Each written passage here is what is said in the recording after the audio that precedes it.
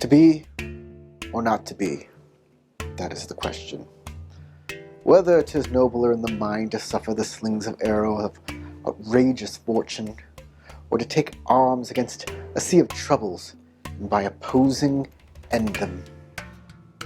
And scene.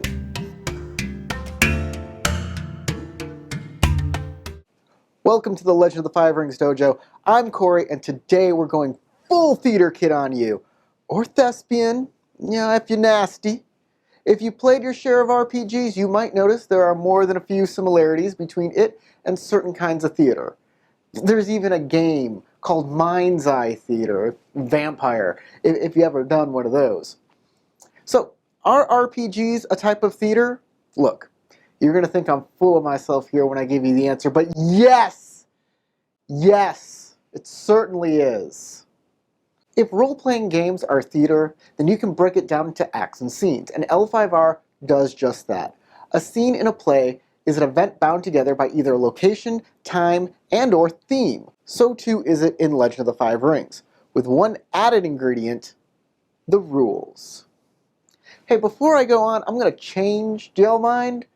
We'll do it in 3 seconds. 1, 2, whew, that's better, man. That ascot is hot, let me tell you.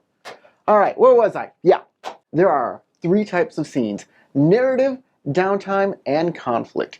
Each have their own feel, and some have some special rules to them. Sometimes scenes, they blend together, or they can stack on top of each other. They can get messy. Let's go into the anatomy of each scene, starting with narrative scenes. Unless all you care about is combat, you'll probably spend most of your game here. A narrative scene is an unstructured event where the PC can move around their environment, poking at stuff and talking to people. Yeah, it's not the place when you're in a conflict with others, and it's not the behind-the-scenes stuff, but rather the place where you're moving the story forward. Narrative scenes have 2 purposes. 1, to explore your own character and the world around you, giving the game grounding and depth. Narrative scenes are where most of the roleplay happens in a role-playing game. The Game Master gets to give sweeping descriptions of locales and characters. Players get the chance to ham up their characters, showing off their personalities and their quirks. In the same sense, a narrative scene could be when a player simply shares his character's inner thoughts to the table, as his character meditates peacefully. Anything that can further character growth and connection is an important scene in any RPG. And number 2, to give the characters motivation. Give the exposition and move that plot forward. These are critical scenes in an RPG, when a lord gives their PCs their marching orders, or the PCs are caught up in an investigation, they're putting the clues together, figuring out puzzles, negotiating with NPCs. Even scenes of physical exertion can fall into this category. For example, climbing up a sheer cliff or navigating a tightrope in order to get to the next objective. Tightrope, not tightrope. I said type. I didn't say tightrope. Yeah, you did. I You put a P in that. did not tightrope. Scenes are normally structured affairs with obvious beginnings and ends. This is not always the case, though. For example, a town celebration could be a single scene, or it could be broken down to littler scenes, for example, the parade and the award ceremony. Both interpretations here are correct. The only difference is how a character loses fatigue and strife. We've gone over this before, but here's a refresher. The idea behind this is a character has sufficient time to cool down once a scene has ended, or the pressure of the current scene has passed, allowing a character to regain their strength. If these conditions are not met, a GM might want to consider the next part to be part of the same scene, even if it takes place at a different locale or has a different theme. When a scene transitions without a break, for example, when a combat breaks out in the middle of your narrative scene, characters do not recover. In fact, any ability that lasts until the end of the scene do not end simply because a combat breaks out. This is considered the same scene, even though the scene type has changed. In my experience, Most of the time, my players don't even realize a scene has ended, and they forget to reduce their fatigue and their strife. A signifier may be in order so your players can understand one scene has ended and another begins. I love that old acting trope. And scene. Downtime Scenes. Let's relax with a little R&R and enjoy our downtime. Downtime, strictly speaking, is when you're not working. And in L5R, downtime scenes are scenes in between the other scenes. This is where time can pass more swiftly. When players aren't doing things that need that play-by-play action, you're doing a downtime. This isn't to say downtime isn't important. Significant events can happen in downtime, but there's little to no roleplay during the downtime scene. Downtime scenes do have a few things that are important to note about them. There's usually some bookkeeping aspect to downtime. The easy example of this is if the PCs sleep, then a new day starts, and the characters can heal some fatigue or even wounds. It is probably the most used downtime scene, followed closely by traveling. When traveling, note should be taken on how much supplies are used and how much distance is traveled in any given time frame. There are many other types of downtime scenes. If a character is indulging their passion, crafting an object, performing a stakeout, any time when it's necessary to just skip time forward quickly. There are also actions that can be used in downtime, including techniques. For example, the cleansing rite is a downtime activity. There's a problem here that arises from timescale though. When an ability is a downtime activity, it never states how long that activity lasts. The book does note that not all downtime activities are the same length, and some cannot be accomplished if the time frame is too small. But is an hour too small of a time for a cleansing rite? 2 hours? This also clashes with the rules on long downtime scenes, in which it recommends one downtime activity for every 2 days of non-events. Does this mean a cleansing ritual takes 2 days? Downtime scenes can also be the time between adventures, when one story arc is complete and the characters have a couple months before the next big story starts, which gives them time to return for training or pursue their own personal goals.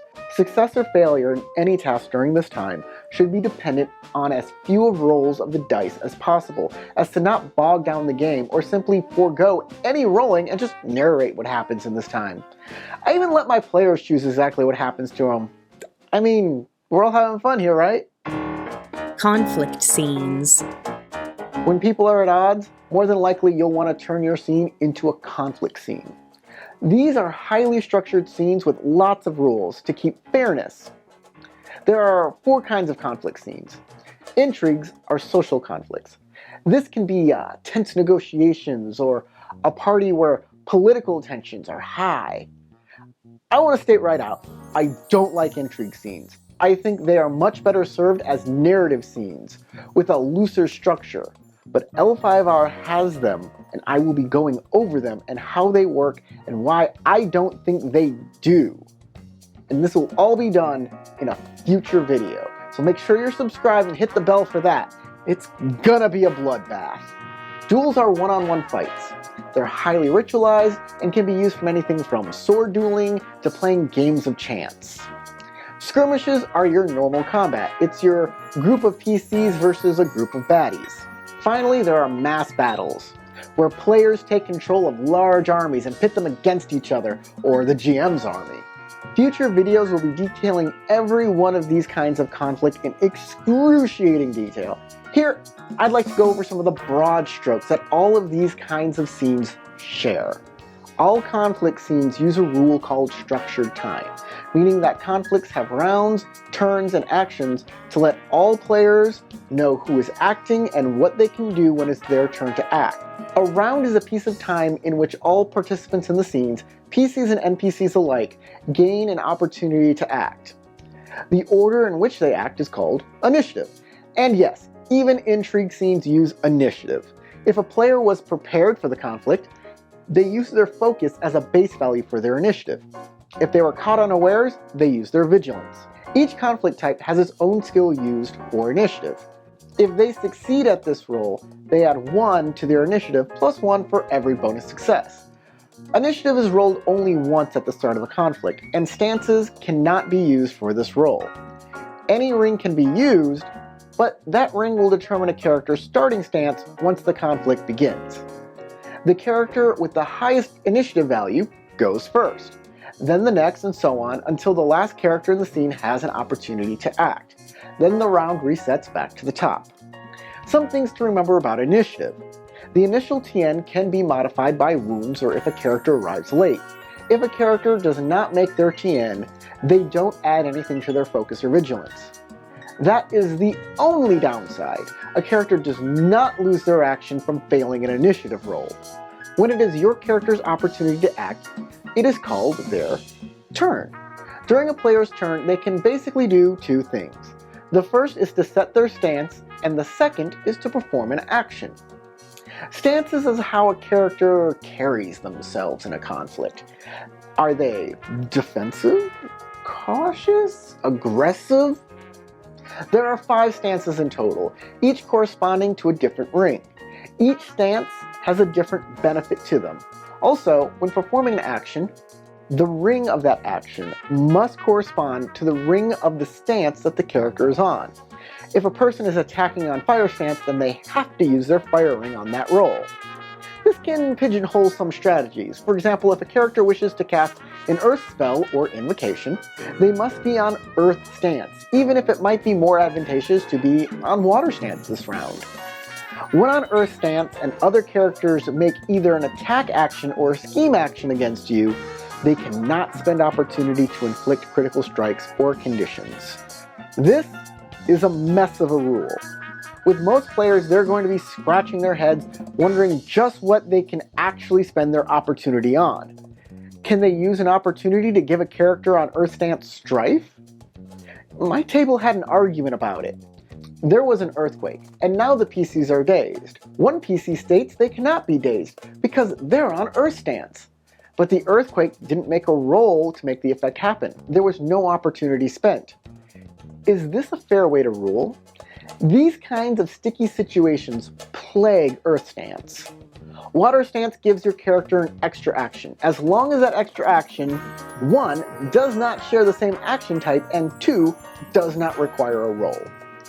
This stance is useful when a character wants to do things like draw a weapon and attack in the same turn. Remember, you cannot use this stance to attack twice, Or move twice, or draw 2 weapons. Sometimes this makes sense, like attacking twice seems overpowered for a stance, but drawing 2 weapons is something I let my players do on water stance because it's unsatisfying for players to have to wait a full round to draw both their swords. Remember, RPGs are supposed to be fun, so you have to balance what the rules specifically state with the flow and the feel of your own game. One of the biggest frustrations is the aid action, because it's an attack, a scheme, and a support action. This means you can't pull out an item and aid another in the same round, even on water stance, because pulling out an item is a support action. This is just frustrating, and it's a bit nuts. So be careful with water stance and what you allow and what you don't. Fire stance allows you to add additional bonus successes to your roll for every strife symbol kept. But only, and I cannot stress this enough, only if you already succeed at your roll. This essentially means your character can have a lot of added effect to a roll, but at the cost of their sanity. Air stance increases the TN of any action targeting you by 1. If your character's school rank is 4 or higher, then the TN increases by 2 instead. I'm not sure how this works for any NPC, since school ranks are not listed on NPC sheets. Do I just guess if they have school rank at 4 or higher? Do they mean conflict or intrigue rank? The book keeps these secrets to itself. Void stance is great. The best stance mechanically speaking, and has a pretty cool benefit. If you keep any dice with a strife symbol on them, you don't generate strife from that die. You can still gain strife from other sources, such as like a fear effect, and keeping dice with strife can still activate other effects, like the dreaded spiritual backlash. I have to say, I do like the idea of stances, but As they are now, the rules can be confusing and restrictive, and they can only be used in conflict scenes. The last thing we need to talk about are actions. Every turn, each player may take one action, with a bunch of exceptions. But most of the time, one action. You have to choose between attacking, or moving, or drawing an item, or using a technique. There are 4 types of actions: attack, movement, support, and scheme. A note: the book does reference intrigue actions from time to time. This is an error. All intrigue actions are, in fact, scheme actions. Most actions a player take will specifically state what kind of action it is. For example, pulling out or stowing an item is a movement action. Wait, no, it's a support action. I'm wrong, guys. That's my bad. So I guess that one is a bad example. But otherwise, it's pretty straightforward. Talking and manipulation actions are scheme. Walking around, that's movement. Bolstering yourself and others is support action. And giving someone a good whack is an attack. These action types really don't have much of an impact on the game, and are just keywords that other effects work off of. For example, if your character becomes dazed, they have higher TNs for some attack and scheme actions. Some actions have more than one type associated with them. In this case, any effect that uses any of those keywords apply. It's not telling you to pick one type of action it could be. Alright guys, I think that should do it for today. We've gone over quite a bit of stuff. Things to think about when you're running your game. If I messed up or I didn't cover anything I should have, please comment. People have different ideas or interpretations of how to run things, and I like reading how others run their games. Next time, I'll be tackling intrigue scenes specifically. The hate is already welling up in my body for this. Alright, until then everyone, never stop gaining experience. Before I go, I need to tell you about my friend Matt Trapinski. He made 3 sets of samurai tokens for Roll20. If you play on Roll20.net, if you do your games via the internet, go check them out, and if you like them, get them. I mean, I think they're great. Link is in the description.